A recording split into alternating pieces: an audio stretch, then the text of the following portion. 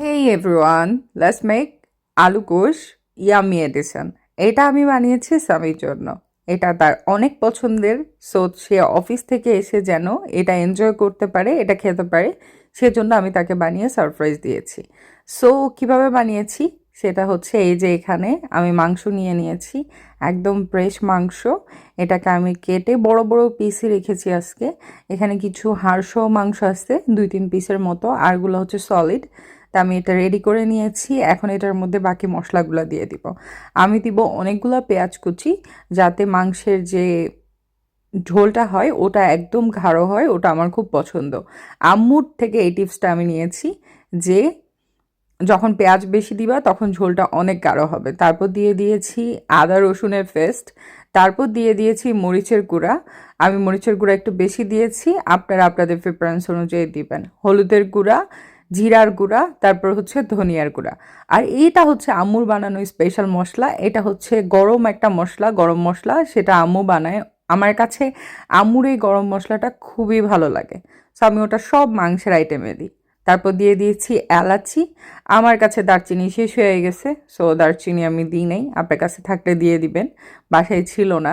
তারপর লবণ পরিমাণ মতো, আর দিয়ে দিলাম এখানে পরিমাণ মতো তেল।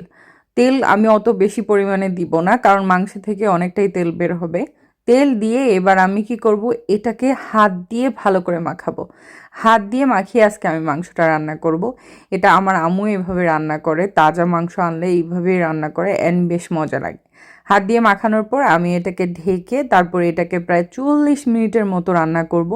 40 মিনিটের মতো কুক করলে তারপর এটাতে আমি ঝোল দিব, এর আগে কোনো ঝোল দিব না। তারপর এই যে এখানে ঝোল দিয়ে দিলাম। মাংস যখন মোটামুটি 80% হয়ে গেছে তখন আমি এখানে ঝোল এবং আলু দিলাম। এর আগে আমি হালকা একটু ঝোল দিয়ে মাংস কষিয়েছি।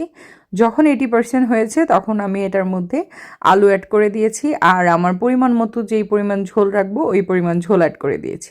এবার 20 মিনিট রান্না করলেই রান্নাটা প্রায় কমপ্লিট হয়ে যাবে।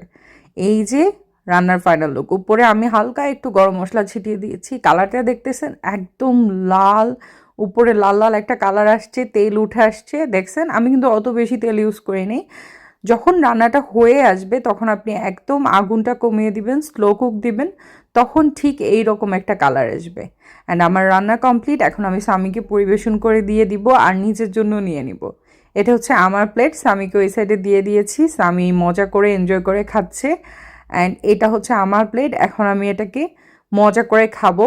আর এটার সাথে আমি সালাদ খুবই পছন্দ করি, টমেটো সালাদ। তো টমেটো আমি এখানে টমেটো আর পেঁয়াজ কেটে নিয়েছি, আর লেবু নিয়েছি। লেবু ছাড়া তো মাংসের কথা আমি কল্পনাই করতে পারি না। লেবু ছাড়া মাংস খেতে মজা লাগে কারো?